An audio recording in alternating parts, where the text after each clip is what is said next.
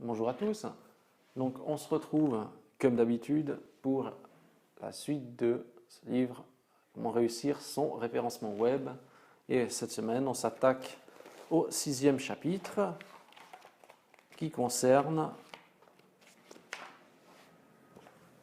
optimisation des critères off-page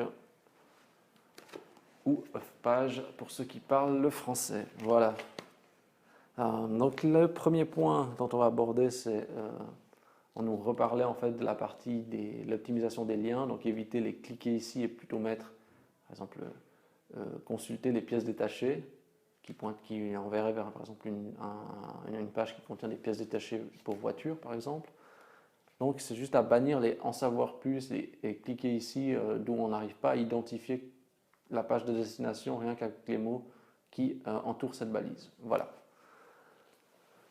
Ensuite, on nous parle d'éviter aussi de mettre des liens directement sur les images et de mettre plutôt les liens sur la partie textuelle. C'est ce qui se fait dans la plupart des cas aujourd'hui. Les liens sur les images directement ne sont plus vraiment utilisés dans les navigations. C'est le texte qui a pris le dessus aujourd'hui. On nous parle de la partie PageRank. Donc, qu'est-ce que le PageRank ? En gros, c'est la notation qui est effectuée par Google, donc une notation qui parle de 0 à 10. Plus vous avez un PageRank élevé, plus votre notoriété est importante. Notoriété importante, ça ne veut pas dire trafic plus important, ça veut simplement dire que votre site est jugé comme pertinent, intéressant, et en principe, c'est vrai que plus un site il a un PageRank de bonne un PageRank fort, plus son trafic est important. Mais vous pouvez très bien avoir un site sur les pandas, par exemple, de Chine, panda tricolore, par exemple, et finalement avoir un PageRank important parce que vous êtes un peu le seul à parler de ça et il y a des personnes très intéressées, quelques personnes très intéressées qui viendront voir ça. Et finalement, c'est un trafic moindre. Donc vous pouvez avoir un PageRank d'un coup de 4 à 5 sur ce site avec un petit trafic. Voilà. Mais dans la plupart des cas, c'est vrai que plus le PageRank est élevé, plus le trafic aussi est important, malgré tout.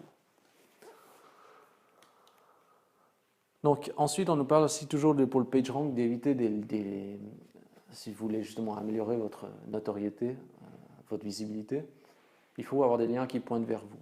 C'est important d'avoir des bons liens qui pointent vers vous. Ça veut dire pas 36 liens ou justement des centaines de liens qui proviennent de sources diverses et puis qui n'ont rien à voir avec votre activité. Parce que Google va regarder qui sont ces personnes qui viennent pointer vers vous.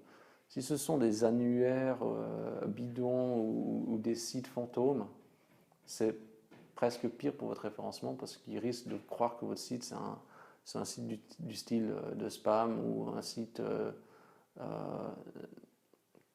qui essaye justement de tricher et du coup vous serez déclassé. Donc c'est pour ça c'est mieux d'avoir quelques liens seulement plutôt qu'une ferme de liens derrière vous et parce que là vous allez être grandement pénalisé. D'ailleurs c'est ce qui est fait souvent, c'est que quand quelqu'un veut pénaliser un site, il peut très bien l'indexer dans plein de ces annuaires bidons à la chaîne pour justement pénaliser un concurrent. Voilà. Donc pour la partie PageRank, je vais peut-être juste vous montrer une petite capture. Donc vous avez toujours en fait quand vous allez soit dans le navigateur ou même sur des sites pour tester le PageRank, vous pouvez voir une barre verte avec la notation du PageRank. Et ici, par exemple, dans le navigateur, vous voyez la note. Donc en principe, la plupart des sites, ils sont entre 0 et 5, j'ai envie de dire. Puis après, quand on passe à ça, plus haut que ça, j'ai envie de dire, c'est déjà du gros calibre. Typiquement, on va voir sur le petit graphique, vous pouvez voir ici. Donc là, on a les différents niveaux de PageRank. Donc par exemple, là, on part de 0 jusqu'en bas ici. Et le PageRank 5, vous voyez à peu près dans la pyramide où il se situe. Donc c'est pour ça que jusqu'à 5, on va dire c'est plus ou moins accessible. Après, vous voyez l'écart qu'il y a entre le 5 et le 7, c'est juste énorme, quoi. Mais faites déjà le pas d'arriver jusqu'au PageRank 5, ça sera déjà un bon point. Donc justement, là, on nous mentionne que jusqu'à 3, 4, que le PageRank reste accessible. Après, ça devient déjà un peu plus difficile pour aller au-delà. On mentionne aussi, c'est important de regarder dans Google Webmaster Tools qui c'est qui vous rapporte du trafic. Donc ça veut dire le compte Gmail de Google. Donc une fois que vous avez lié votre compte Gmail avec Google Analytics, etc., vous avez accès normalement à la console Google Webmaster. Et vous avez en fait dans trafic de recherche, lien vers votre site dans la console de Google, vous voyez en fait les sites qui vous ont rapporté par exemple du trafic. Quels sont les plus importants? Et ça c'est intéressant parce que ça vous permet de savoir qui c'est qui parle de vous en bien ou en mal, mais en principe en bien, et qui vous ramène justement des visiteurs. Et ce qu'il faut faire, en fait, c'est d'essayer de multiplier cette stratégie pour trouver d'autres sites qui vont vous rapporter aussi du trafic et de la notoriété. Donc, c'est pour ça qu'il est intéressant d'avoir un petit réseau de sites qui vous amènent du trafic, donc de partenaires, plutôt que des centaines et des milliers de sites qui vous ramènent finalement rien du tout et puis qui sont juste là pour vous pénaliser ou ralentir dans votre visibilité. Donc, comment obtenir des liens vers vous? Aujourd'hui, moi, la méthode que je recommande, elle est vraiment simple, c'est n'envoyez pas de mail, voilà, et plutôt contacter les personnes intéressées par téléphone. Donc, ça veut dire si vous avez des personnes des entreprises que vous estimez complémentaires à votre activité ou qui pourraient justement aider à vous développer, contactez-les, demandez-leur si c'est possible d'avoir un lien. Et assurez-vous aussi que vous avez plus ou moins le même niveau qu'eux. Parce que c'est vrai que si eux, ils ont un PageRank très élevé et un site très très abouti, il faut que vous ayez quand même aussi quelque chose du même gabarit, quoi. Par contre, vous pouvez aussi choisir quelqu'un qui a un peu la même taille que vous et qui est sur un secteur complémentaire ou qui s'en rapproche pour justement pratiquer cet échange de liens. Ça, c'est vraiment intéressant. Mais il faut faire cette démarche un à un et prendre le temps, il ne faut pas être pressé, quoi. Et c'est ce genre de liens qui sont effectivement durables et qui proposent justement un retour sur investissement intéressant par la suite, quoi. Finalement, ça ne vous coûte rien de faire l'échange de liens. Il faut juste que les personnes soient d'accord et vous serez gagnant. Là, on nous parle de la méthode d'échange de liens. Donc, vous pouvez faire d'échange de liens en mode direct, donc entre sites comme ça. C'est la méthode simple. Par contre, on nous montre qu'il existe la méthode justement qui s'appelle en triangle, voilà, où finalement il y a le A, il fait le lien vers le B, et puis ensuite le B vers le C, et le C, il fait le lien vers le A. Quelle est la différence entre ces deux modes? C'est juste qu'au niveau de Google, il va moins bien comprendre que finalement on est en train juste de faire un petit échange de liens entre nous, comme ça il fait ici. Donc du coup, Google va dire, ah tiens, oui, ils ont tissé un lien vraiment important, donc ça veut dire qu'il y a vraiment un réseau qui est en place. Mais là, c'est difficile de mettre en place ceci aujourd'hui parce qu'il faut trouver 3 personnes d'accord, de se faire des liens mutuellement, comme ça, 2 notoriétés équivalentes et que les 3 sont complémentaires. Alors ça, c'est un petit peu plus difficile à trouver. Dans la plupart des cas, si vous arrivez déjà à faire ça avec un partenaire, liaison directe, ça sera déjà pas mal. Voilà. Ensuite, on nous parle d'un autre point. Donc on nous parle ici d'une extension qui s'appelle SEOquake que vous pouvez installer dans votre navigateur Firefox et qui vous permettra d'avoir plein de petites informations sur la recherche, dont par exemple la notoriété du site, le rank, est-ce qu'il a un sitemap, etc., la position sur Alexa, etc. Et c'est intéressant de pouvoir mesurer les chiffres par rapport à un concurrent, de vous dire ah oui tiens je suis au-dessus ou je suis en dessous ou je suis des années-lumière de lui ou vraiment je l'écrase et je lui mets la distance, quoi. Donc ça c'est intéressant, petite extension gratuite à essayer. Donc SEOquake pour Firefox, je vous invite à tester. Ensuite, on nous parle de l'échange de liens, de l'achat de liens, pardon. Donc, vous pouvez acheter des liens commerciaux qui vont pointer vers vous sur des sites d'importance, puis après vous payez ça à la semaine ou au mois. C'est des choses à exclure aujourd'hui pour 2 raisons, parce que très souvent c'est cher, le trafic que vous récoltez, ben, il en est des moindres. Et en plus, Google pénalise ce genre d'action. Donc, évitez d'acheter des bannières ou ce genre de choses à des sites partenaires qui vous proposent justement du trafic, des commandes, etc. Investissez plutôt dans du budget AdWords ou d'achat de mots-clés parce que c'est eux les maîtres aujourd'hui du jeu et c'est eux qui tirent les ficelles. Vous aurez certainement plus de retours par rapport à un même budget diffusé sur AdWords qu'en faisant du clic sur des bannières de sites partenaires. Bon, sauf s'ils vous font ça gratuit, hein, mais quand vous commencez à payer 1000 francs par mois ou 2000 francs par mois pour une bannière sur un site, moi je vous préconise plutôt de faire de la publicité ciblée et aussi comme ça vous répondrez bien aux exigences de Google en n'utilisant pas de la publicité payante.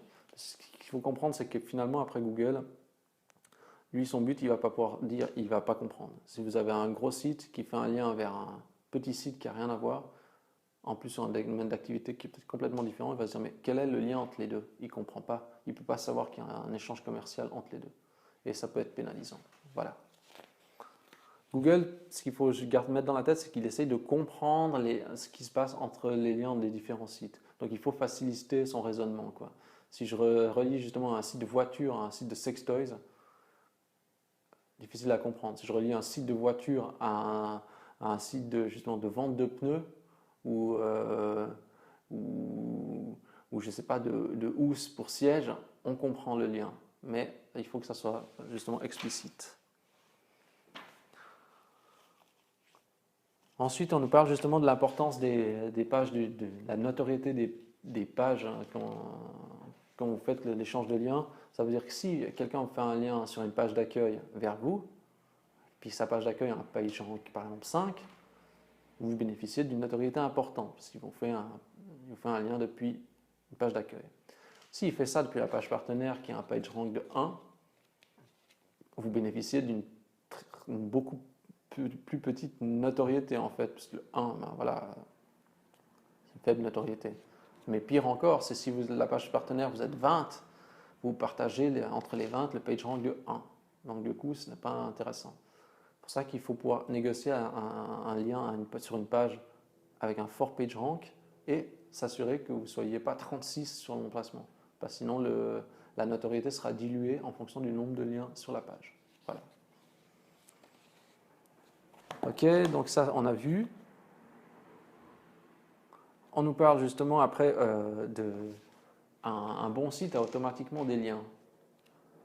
Ce qui m'étonne vraiment aujourd'hui, puisque si vous êtes un site de buzz, que je ne sais pas, vous faites des trucs à la Red Bull, trop marrant, trop drôle, forcément vous aurez des liens. Mais si vous vendez, je ne sais pas, des chaussures, hein, ne peut pas faire le buzz, quoi. C'est pas possible. Même si vous voulez, imaginons,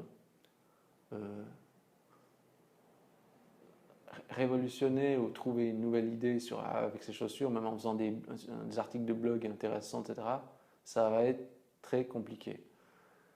Je ne dis pas que c'est impossible, mais il faut vraiment innover ou donner des coups de pied dans la fourmilière, quoi. Imaginons par exemple, je vends des chaussures. J'ai dit tiens, maintenant chaque nationalité a ses chaussures, quoi. Les Chinois ils doivent mettre des chaussures jaunes, les Noirs ils doivent mettre des noirs, les Blancs des blancs, j'allais dire les Bleus des bleus, mais il n'y a pas. Ouais, les peaux rouges ils mettent des peaux rouges, etc. Eh bien, imaginez qu'est-ce qui se passerait. Et sur les réseaux sociaux, il pourrait y avoir une explosion quand vous faites un truc comme ça. Mais ça pourrait faire parler de vous. Il y a des gens qui pourraient dire ah, finalement c'est marrant, ouais, c'est vrai, je suis un Chinois, je vais mettre des jaunes, quoi. Puis il y a des gens qui vont dire mais c'est incroyable, ça c'est raciste, ça se fait pas. Mais c'est le genre de choses sur lesquelles effectivement on pourrait faire parler de vous. Voilà. Mais c'est un moyen comme un autre, hein, justement, de déployer de la communication. Ensuite, bon, limiter les liens sortants en nofollow. Donc ça veut dire si vous faites plein de liens sur une page d'accueil, par exemple, vers des partenaires, si vous même faites des liens externes, il faut mettre une balise nofollow sur les liens sur lesquels vous ne voulez pas donner de notoriété. Donc ça, c'est juste un petit tag à mettre, nofollow, sur le lien pour ne pas donner la notoriété pour ne pas partager de notoriété à un lien. Mais ça, il faut penser à le faire directement dans le code HTML. Vous pouvez trouver ça sur le web, vous pourrez regarder nofollow dans Google, vous aurez plus d'informations.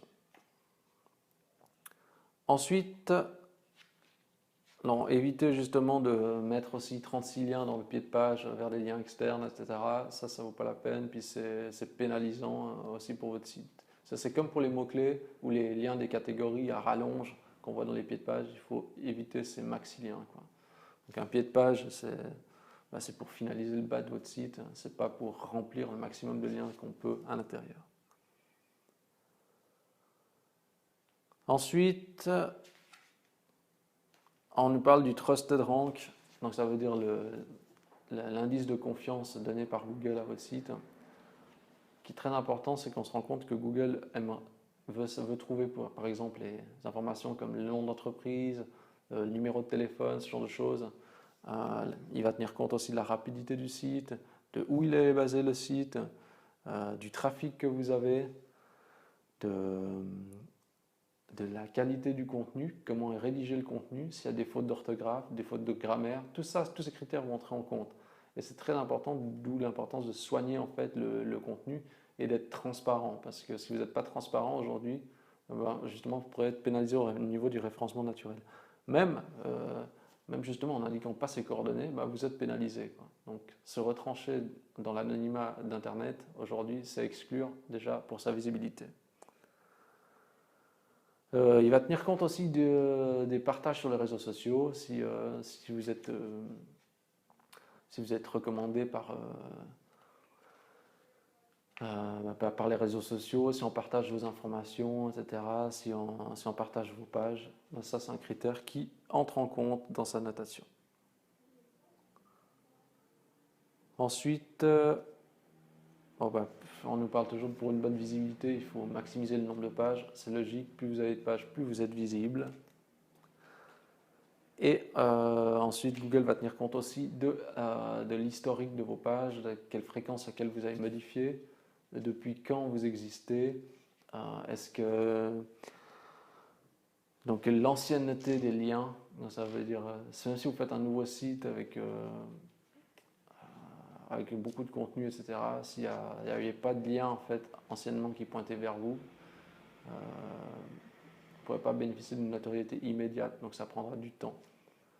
Donc c'est pour ça que nouer des liens à l'extérieur, les conserver dans le temps, c'est des choses qui comptent, mais ça ne peut pas se faire du jour au lendemain, ça prend du temps. Il va mesurer aussi le taux de rebond, ça veut dire si les personnes passent 50 secondes sur votre site et puis s'en vont, dans certains cas ça peut se justifier, comme par exemple pour un blog ça peut se justifier. Mais imaginons que les personnes restent quelques secondes sur votre site puis partent, et ça se reproduit en chaîne, ça va aussi jouer un rôle dans l'élément de rassurance de Google. Donc il va peut-être pénaliser ces sites où les gens ne restent pas dessus longtemps. Donc voilà un petit peu de quoi nous parlait ce chapitre. Donc surtout, si on résume un petit peu tout ça, c'est en gros, il faut nouer des liens avec des partenaires externes. Il faut choisir vos partenaires qui seraient d'accord de faire des liens qui pointeraient vers vous. Pas obligé d'en avoir 36. Si vous en arrivez à en avoir une dizaine, c'est déjà excellent. Ensuite, ce qu'il faut, c'est aussi pouvoir faire parler de vous de manière un peu plus naturelle sans devoir toujours demander des liens. Et là, effectivement, c'est aussi une affaire sur le travail du contenu. Mais pour réussir à faire ce tour de force, il faut trouver des idées. Je dis comme ça, imaginons par exemple vous êtes un site de vêtements, vous pouvez très bien montrer les personnes qui prennent des habits, ils les mettent sur eux, ils montrent, ils lèvent une manche, ils lèvent un bras, etc. Qu'on comprenne par exemple à quoi l'habit ressemble une fois qu'il est porté sur des gens normaux par exemple, et qu'on puisse voir quelque chose de plus concret que simplement des images. Imaginez ça, sur chaque... on va prendre un petit exemple. Un magasin de vêtements qui propose déjà des tenues prédéfinies. La personne arrive devant, en slip ou je ne sais pas comment. Elle commence à s'habiller devant vous. Donc elle met le pantalon, elle met le dessus, elle met le pull, elle met sa veste, elle met ses chaussures. et puis elle montre à la caméra tout ça. Et vous faites ça, par exemple, je ne sais pas, pour 20 tenues différentes. Ça fait 20 vidéos, vous proposez que 20 tenues. Bah, moi, j'ai jamais vu un site qui présentait quelqu'un qui s'habillait avec tous les habits, qui montrait les vêtements en même temps qu'il s'habille. Ah, c'est un concept qui est nouveau. Il n'y a pas besoin de vraiment faire quelque chose de compliqué. Et bah, du coup, bah, vous aurez une vingtaine de types d'habillements différents. Donc, vous n'aurez pas besoin de faire un Zalando. Et avec une vingtaine de vidéos. Et ça pourrait. Les gens pourraient dire tiens, c'est différent. Tiens, ils s'habillent devant la caméra. Tiens, ils font ça. C'est n'importe quoi. Ou bien ah ouais, tiens, c'est marrant. En plus, la tenue elle est portée par quelqu'un de normal. Ça, je vois un peu ce que ça donne. Intéressant. Je vais vous donner un petit exemple comme ça en passant, juste pour dire que on peut très bien faire du nouveau avec ce qui existe déjà. Le tout, c'est de prendre le temps de le faire et de s'y mettre. Donc voilà, c'était intéressant. J'espère que vous avez appris des choses. En tout cas, moi, je vous dis à la semaine prochaine pour la suite du livre. Merci.